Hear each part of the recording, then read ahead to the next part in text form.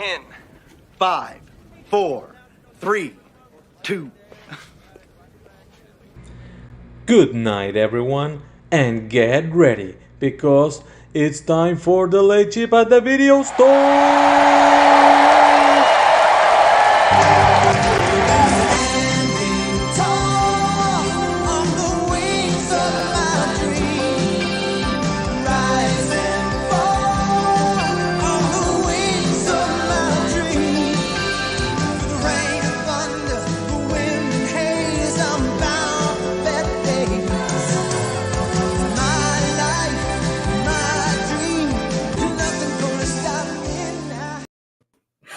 Mike, no joke. Halfway through that intro, my computer totally froze. I don't know if you could tell backstage. No. And I'm like, oh no, this is the morning we're in for. But then it started again. I was like, yes, okay. I got the standing tall part and then like pause. I'm like, oh no, if I didn't turn my computer off, the show will be finished by the time I make it back. Good morning, good evening, good to you all. Mike, the store, we've been cleaning up for the last 2 weeks since that meteorite hit. Yes.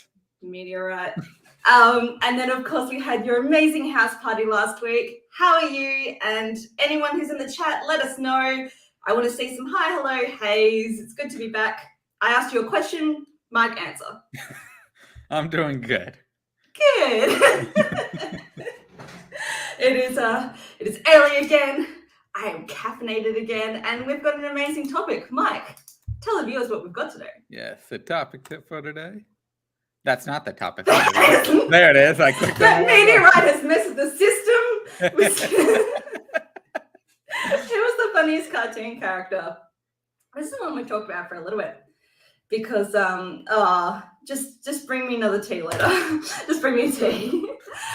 This is what we talked about for a little bit. Morning, Chris. Because usually we've sort of done like we might do a movie, then we might do some TV shows, and then sprinkling in some video games in between, because that's definitely where my mind has been focused this year. So I've been enjoying that one. But this one we decided to leave just so broad because funniest cartoon characters, there just might be a movie you've watched over and over again. It might be a TV show, might be like different, I guess, subsections of animation. Is it an adult animation? Is it one that you just got nostalgia goggles for? The 2010s has got really, oh my God, I'm pausing again. There we go. Okay. It's any time I go on a rant, it's like StreamYard just goes, no, shut it down. The 2010s really had a good way of melding comedy into their animation, like becoming very self-aware, a bit more of that meta humor. And then I've just really loved some like retro vintage cartoons as well, like the old Hanna-Barberas and things like that. I think still really hold up with the slapstick. So this is such a wide range topic. Mike put that link in the chat. Yes. And we'll get some people on the show because this is also like what is your humor? Like what resonates with you? What do you find funny? That's just like, I know some of my picks are just, I love an absurd moment. So that just tends to be what sticks out. Or otherwise it's just lines that I've just incorporated into my daily life to some effect. And so those are the ones that sort of ring true. Or is it ones that like your friend group just tend to find very humorous? So those are the ones you go back to over and over again. But Mike, what would be your answer for this one? Well, I had two, but the one I'm going to go with is Eric Cartman from South Park. Such a very classic. Dark humor, but I love it. I love him to death. Like, he's such a racist little asshole. But he's so fucking hilarious, especially with him. Anything with him and Butters. The awesome. I was gonna say the Osmo, coming. Casa Bonita. Yeah. And then when they go to like the Chinese, then when they go to Panda Express to take it over, because they think the Chinese are coming to do war on them. Like anything with those two are hilarious, and it's because Cartman loves to mess with them so much, and he does it in such a funny way. Absolutely. I was gonna say the same when you said Cartman. I'm like, I really I remember watching South Park when it first came out. Like my family really enjoyed it, my cousins and I. But definitely, like a lot of those first seasons are either one, a little bit rough, Oh yeah. two, really, really not appropriate for children. But you watch it anyway. And then going back and being able to enjoy it as I was growing up. So like watching the first 2 seasons, missing a few, and then coming back on about season 6, 7, 8.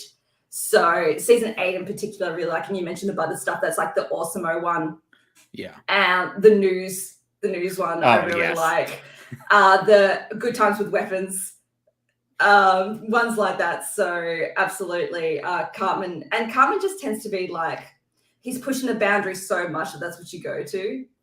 And even if he loses, usually he it doesn't matter. He wins anyways. Like Castle Bonita, he's about to get arrested by the police, and he goes, "You made your friends miserable. You did all this. Was it worth it?" He goes, "Totally." Yeah. Well, he was really good for the that's on my short list. Absolutely. Coming in too quick, Alan. With Cartman, he was definitely the one to get those catchphrases earlier, like whatever, I do what I want. Like when it was the respect my authority. Like it was definitely that kept the show going for a little bit because you would have like the Cartman dolls with those phrases and whatnot. So definitely, and then we got to talk Scott Tenorman. Like, oh yes. Yeah. That's gonna be one of like the worst things I've seen on TV for a bit. Like that's literally Scott Tenorman getting it over on Cartman every single time up until the very end, where Cartman gets the ultimate revenge on him, and then it comes back later on in a later season where you find out who you find out who Cartman's dad is, and Scott Tenorman is involved. Oh, okay. And it's just like it was just so brilliant because it's fucking ridiculous what he does to him, but then he finally gets him back by making him eat his parents at a chili contest. It's so dark and disturbing. And bringing Radiohead. Yes, and bringing Radiohead to get the ultimate, like, you're a pussy, kid. You don't cry. Dario's on my short list, so bring up that one. Oh yeah. That's definitely like a bit of humor, I know, shaping me when I'm younger, because this used to be on 5:30 every day when I'd come home from school. So Dario's definitely that late 90s, early 2000s, every day I used to come home and watch this and love it because there's different characters that bring the humor. So yes, Dario's got that dry wit. And like even just the opening theme song, I love that, the da da da da da, and it's the playing volleyball, and it's just, it's so good. It's so good. Oh, Harvey, I think someone's gonna have you back for that one. But Daria, and then also like I really loved the younger sister Quinn, and then it was good for that because it was that early 2000s, and I guess we're seeing it all come back with the love for Y2K. I'm really surprised people aren't speaking more like Quinn's friends in the fashion club, like it's Sandy and like all the girls there. It's just the tone of voice, and then those high school tropes, those Mean Girls cliques that we would see as well. So Daria, I think as a whole, as a comedy, that is awesome. I love that. Yeah, the comedy of Daria is really like of the time, but in some sort of way holds up, if that makes sense. Like those tropes will never die, but it's just so fixated in that time period. But Mike, do Harvey a solid. Yeah, my other pick was definitely Rick Sanchez. Yeah, a lot of it has to do with the whole Doc Brown, Marty McFly situation for sure, but Rick is also another dick. He treats his grandson like shit. He constantly almost getting him killed. He treats his daughter like crap, and then especially his son-in-law. Oh man, any chance he gets to mess with him, he does. But he's so hilarious while he's doing it. He's consistently drunk, and then when you get the mini Ricks are when it's amazing. Then like you got Pickle Rick coming in. It's just Pickle Money. There's so many great things for Rick. He's just awesome. He's one of the funniest characters from the 2010s, especially. The way they're able to balance it out, where the character just suits the situation that character is usually more absurd than what the character is doing. Yeah. So that's the way we can still like relate to Rick a little bit. I definitely, love the later half of the first season. That's when I went, oh, I see where we're really going, like with all the what's the word? Alternate reality versions and multiple versions of Rick and Morty. I really loved that one. I thought was really good and highlighted the humor of the character. But just for the impact it sort of a little bit had on pop culture recently, especially like the Mulan Szechuan sauce like coming back. Oh, yeah. That's insane. That just offline from one character was that prolific that it like caused it to come back. Like I think that's fantastic. But yeah, definitely Rick and Morty, one of the stalwarts of modern cartoons. Have you watched the latest season? I have not started the latest season yet. I'm waiting. If to anyone's binge seen the it all. latest season, chuck it in the chat. Let us know if it's any good. I haven't seen the latest one either, so yeah, that'll be good. Mike, we've got a customer. Who have we got? Hello. Yes. We've got Chris. How are you going, Chris? Doing good. I have a new laptop. I can see. Yeah, no. It's amazing. Yeah, no orange lighting. Yeah. Yes. So, who to you is the funniest cartoon character? So I had to just think about this. There were a lot of good choices. I tried to go with a show that's still going on to finish the season recently. The Harley Quinn show. I don't go with. I see the most funniest character in the show. I see because they used a joke from the Christopher Nolan series that actually made it into this character. I think Bane is the funniest character on the show. Wow.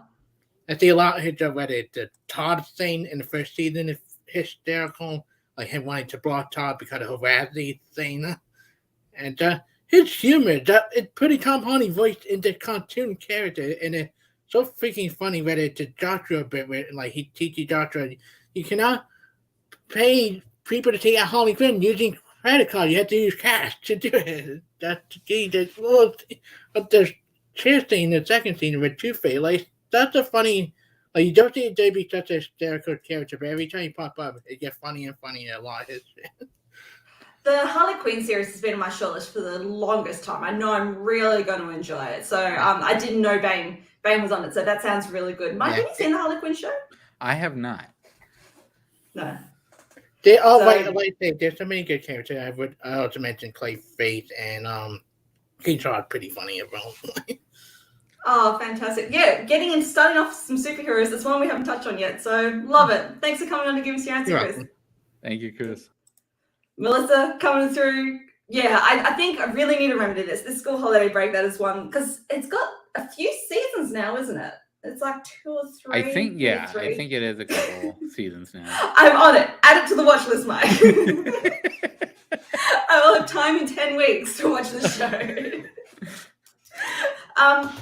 Talking about superhero shows, the first one when I'm trying to think like what was some funny characters, I've said it before, like I love the Teen Titans cartoon series. That's definitely one that I've always really loved, and Justice League. So I love characters like the Flash being the comic relief, or Beast Boy for Teen Titans. So I think when you have those more action-based shows, you do always need that sometimes younger, inexperienced character to bring in some as I said, comic relief. I know Wally West Flash for Justice League, even in the first couple ones, had really good banter with Hawkgirl. Hawkgirl's my favorite character from that, from the first 2 seasons there.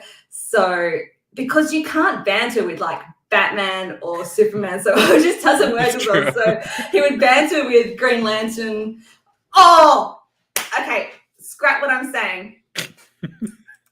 Do you know what that's in reference to? No. Outrageous! If you have not watched it, Batman the Brave and the... Alec can probably hear me yelling from down the hallway. He's going to kill it. StreamYards is going to plug in a second. Batman the Brave and the Bold. Underrated, amazing series. Did not like... This was coming out at the time where Cartoon Network was just pumping out Batman shows. like we had they were running repeats of Batman the Animated Series, running repeats of Justice League and Unlimited. Then they had the Batman. Then they had the other WB Batman as well. And I'm like, what is going on? And so I missed Batman the Brave and the Bold. So when I moved back to Australia, and I watched this like on free to air in the morning.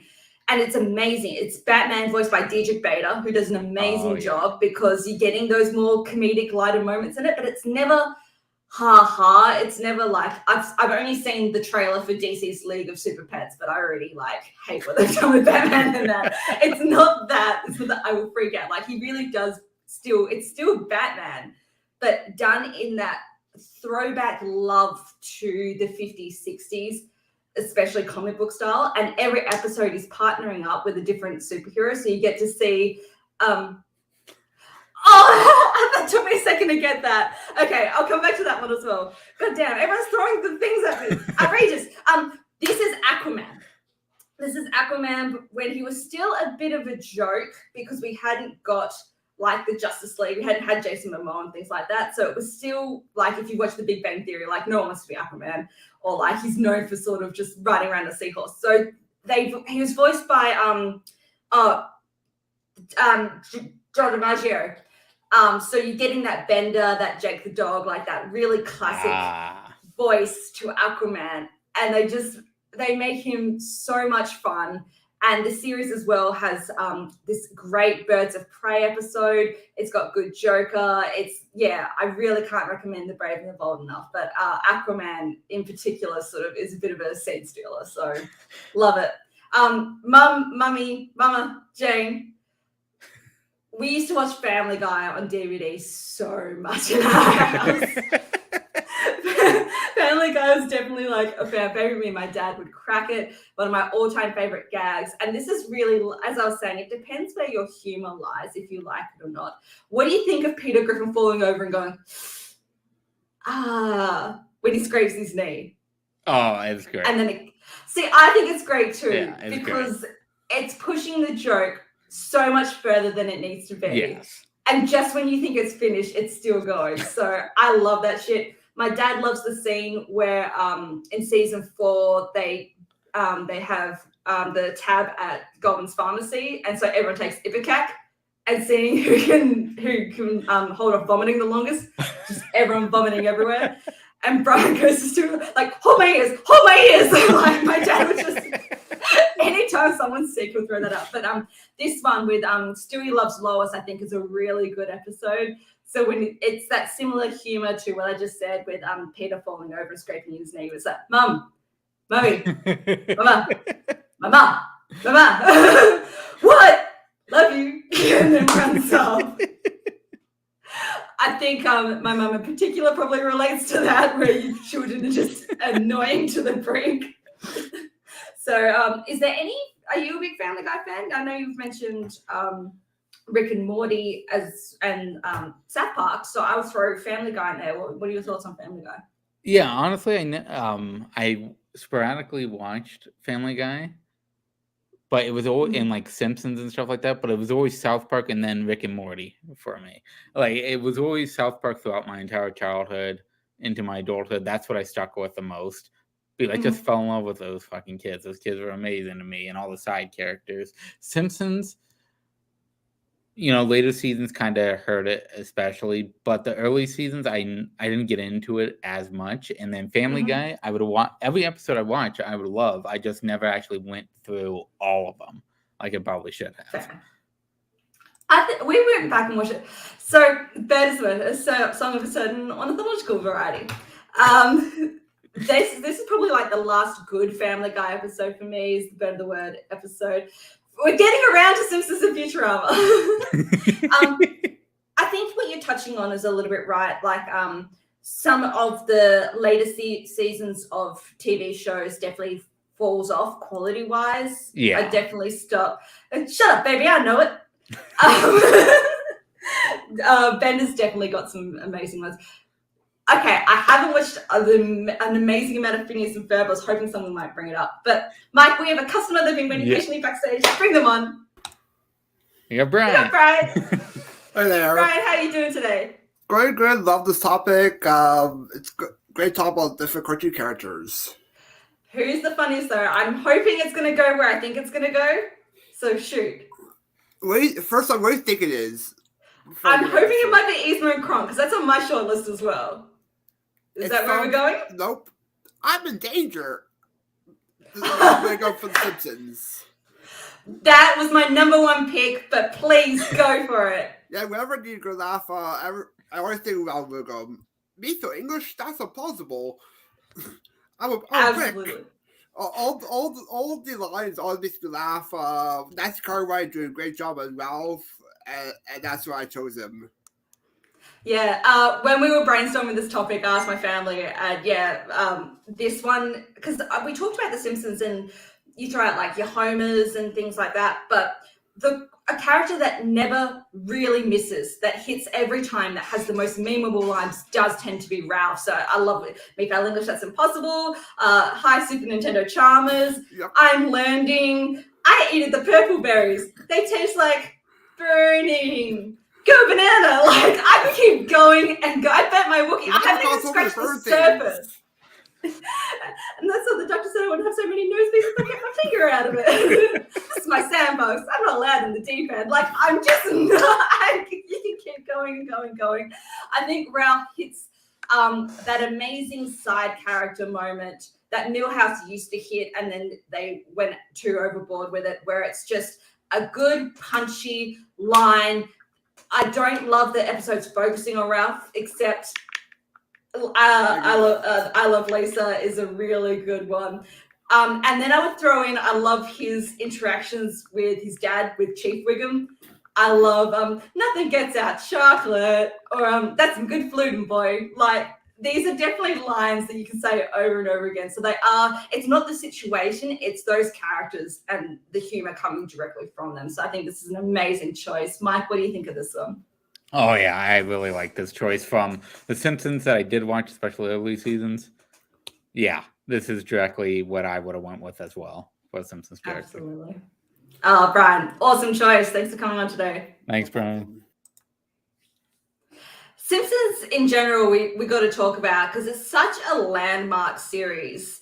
I'm definitely a season 2 to probably about 10 girl. Those are the ones that I've rewatched the most. That makes sense. Although there are some later season. I say later. See, season 15 to me is later. Like, because I love the President War Pearls, the Evita parody, and season 16 where Marge, the Marge cooking contest one. Oh, yeah. We're having it off the stage, sweetheart. It's so good. But I love me some season 6, especially. It's got the most of my favorite episodes. So I love Bart of Darkness, that first episode where they get the pool, which is a fine barn, but no pool. And it's the Rear Window parody as well. I love Lisa on Ice, Lemon of Troy, Itchy and Scratchy Land. Itchy and Scratchy Land, being a big Disney fan, that's where you get like the Bort gags. I am the Lizard Queen is Duff. We're going to Duffland, Duff Gardens. Sorry, I'm getting my music plugs. But do you love that Jurassic Park referencing that one as well? Oh yeah, 100%. Nothing could possibly go wrong. It's the first thing that's gone wrong. Krusty Gets Cancer. Yeah, season 4, 5, 6 is definitely like peak. Season 7's got a lot of good episodes. I find it really hard to answer any Planet of the Apes questions because 1, I just don't like them, but 2, the fact that I'll just get Dr. Sayers stuck in my head over and over again. But yeah, The Simpsons. And the other character that, it's funny, as I've grown older, who I sort of lean towards and really appreciate is Marge. Alan would tell you, like, I'm throwing in a Marge quote every other day because it's just, it's a character. I like that. When you grow up with The Simpsons, like I definitely grew up like loving Lisa and then sort of the side characters. And now that I'm older, I really appreciate like the Marge perspective, being the mum and things like that, and just how like lame she is. But everyone is stealing my choices as I'm going. The chat is on fire today. I love it. Everyone is throwing out amazing choices. Marge, I just think they're neat. Like when she's talking, she loves potatoes, a smock/apron hybrid. It's a smapron. Just how excited she gets about the lamest things. If loving my kids is lame, I guess I'm just a big lame. I love her. I find her hilarious. Okay, I need to throw out some before the chat gets to it first. Okay, I'm going to kick it back to the 90s. And we watched a few of these recently, and I absolutely love it. What Warner Brothers was doing with Tiny Toon Adventures and Animaniacs. 2010s and fourth wall breaking, absolutely. Do you say smoke? No, it's Smiprin. Shut up, Al. What Warner Brothers was doing in the 90s with Tiny Toons Adventures and Animaniacs, I think a little bit defined a generation. Like that is where our humor came from. It's very wacky. It's a love letter to the classics, especially Tiny Toons being like directly, like you had Bugs Bunny in there. There it is. You had Bugs Bunny. I remember the episode Promise or Anything. Like Bugs Bunny is one of the teachers at Acme U. So he would teach Buster how to dance. Buster would watch the old films of, good comment. Absolutely agree. Buster would watch the old films of Bugs and Bugs would teach him how to dance. So, but they would still bring in parodying what was happening modernly in the 90s. So some of my favorite episodes is when they would do the music videos, the music video countdowns, parodying what we were seeing on MTV. They had like Downtown Julie Brown, like they had the characters from that. And that's such a niche reference nowadays, but I just have absolute love for it. Babs Bunny, I really love. I think that's a female character that just knocks it out. Oh yeah, Babs Bunny's amazing. Oh, so good. But yeah, Babs, Buster, Plucky, Hampton, like, I thought that they were really good. And then of course you've got Animaniacs, those three, Wacko, Yakko, and Dot. Just jokes I didn't get until like learning a bit of history later, like learning about Warner Brothers, like being stuck in the water tower is hilarious. And then it's not only those three, no relation, absolutely, but like even just the dirty jokes that they would put through, like you see them on listicles that come up later, like just for fingerprints, no thank you. Like that's so raunchy for a child's cartoon. And then of course you get Pinky and the Brain. I love those characters as well. Yeah. Slappy, I had the VHS of it, so it had a Slappy Squirrel short where it is that love letter to Merry Melodies, where like you had who would come up on the screen, you know, like you would have Porky Pig or Daffy Duck, you know, each character had their own little segments, and the Animaniacs really brought that back. I love the one with Wally Llama instead of the Dalai Lama. And they annoy him so much that he breaks his piece and he has to run away from him. And then even just like this bottle episode called Ups and Downs, it's Wacko in an elevator with the doctor guy. I need to see it again. And they get stuck in an elevator. It's just him cracking him up with jokes and annoying him to the brink. Like it's hilarious. It's great. Mike, did you grow up watching Tiny Toons or Animaniacs? Well, yeah, because they have one big connection. Yeah. They were produced by the man, the myth, the legend. Yeah. So of course I went to these. I grew up on these. And that's why a lot of those movie references come from, is through him. And it's fucking amazing. Like, both shows were incredible. Absolutely. Yeah, the movie reference, just the references in general, anytime they do like a parody episode, it's really good. The WB ones, the cartoons, I think we saw Brian mention definitely have become memes, and these were more your funny slapstick ones. Yeah. Because I was thinking when we talked about this topic, I'm like, okay, I need to pick something Disney. What Disney thing am I going to pick? So I thought Brian was going to go with Yzma and Kronk because on my episode doing Disney episode with the Emperor's New Groove and Caden Newberry, we talked about how the slapstick nature of the film really lends itself to comedy.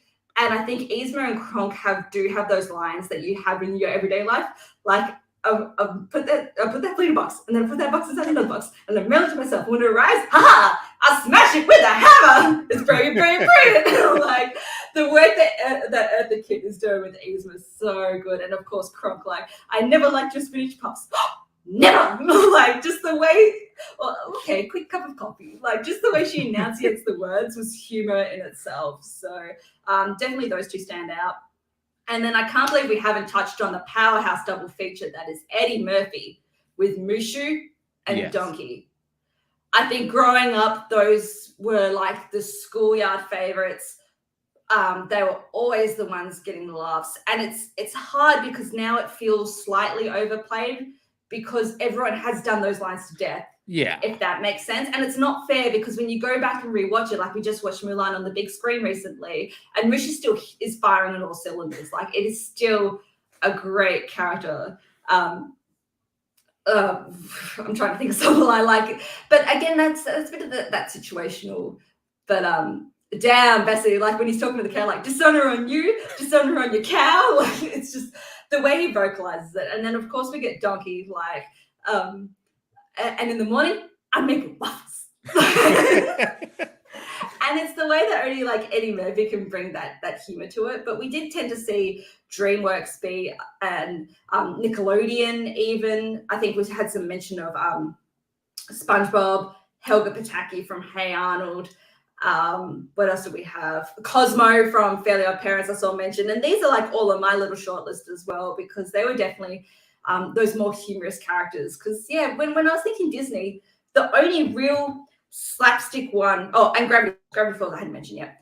The best slapstick one that I've seen that I really love is Mad Hatter and March Hare with the Mad Tea Party scene. And I only thought of this morning. And I'm like, why did I not think of this sooner? Because a lot of those lines, I think that is from the humor from that scene. So when they're fixing the White Rabbit's watch, it's like, sugar, oh yes, 2 spoons, and like shoves the spoons in. Tea, oh yes, gotta have tea. Mustard, let's not be silly. Like, that's another story. Or it's just the zaniness of the situation, and it's good that you get Alice there just wondering what's going on, but they're just, by the time she's caught up, they're on the next thing, and that's where I think why I love a lot of that humor. So it's like, very interesting. Who's that? Or like, I was with you know who. I do. And plus you get the visual gags of what they're doing with the tea table scene. So it's move down, click ups. Like, they'll just move her along. So by the time, as I said, by the time she's caught up, they're onto the next thing. Or they'll crack the teapot and pour the tea that way. Or would you like a cup? Just half a cup if you don't mind. It splits the cup down the middle and it pours and levels up. So I think you get a lot of those really good visual gags mixed with that just very fast-paced humor of that sort of vaudeville 40s style. Absolutely. Mike, is there any other characters we haven't brought up today that you'd like to touch on? That we haven't brought up. You know, Roger Rabbit. I was just about to bring up Bugs Bunny as my final one. Yeah, so and perfect. Bugs Bunny. Yeah, Bugs Bunny and Roger Rabbit both are fucking incredible. I grew up on Bugs Bunny cartoons, so Bugs Bunny is definitely a hit right there too. But those Bugs Bunny shorts absolutely still hold up. Like, yes. I love the one with when he goes to Marvin the Martian's planet, like the Mars one, and he's like on the little scooter with the other Martians there, and they go forwards, backwards. Like, oh, that sort of stuff cracks me up. Kill the Wabbit will be like forever historic one. And even it just to be immortalizing Wayne's World, like, were you rejected to Bugs Bunny when you dressed up like a girl? that cracks me up. That just comes out of nowhere. But Kill the Wabbit. And I like a lot of Daffy Duck humor as well. Yeah. Oh, Daffy Duck and Bugs Bunny together were amazing. Yeah.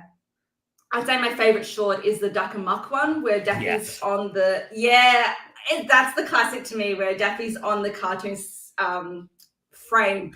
And Bugs is, until you know at the end, Bugs is drawing all the things to mess with him throughout. I think that's great. He's like dashing through the snow and then just changes to the beach just to mess with him. Oh, Lilo's got some really good dry glib humor that is amazing. And it works well with the zaniness of Stitch. Oh, Archer, Bob's Burgers. A lot of that adult, we had a really good renaissance of adult comedy in the 2010s. So absolutely. Mike, I think that might do us for today. I think we're going to shut up shop. We've had a great time talking some of the funniest characters, movies, TV, everything. It's always a good time here at the video store. Make sure you watch us next week because Mike, do you want to announce what we're doing next week? Yeah, next week is going to be another Mike's House Party with a special guest attached to that one. And then we're going to be back with Late Shift the following week with a topic that we will announce sometime this week. So you guys have enough time to look through, get the time off. Absolutely. Thank you for everyone who joined us today. Thank you for the chat. Chat was fine, faster than I could talk this morning. I loved it. I hope I hit everyone's points, but I thought it was great. So yes, thank you everyone for joining us today. We'll see you around next time. Bye, everybody. And we're clear.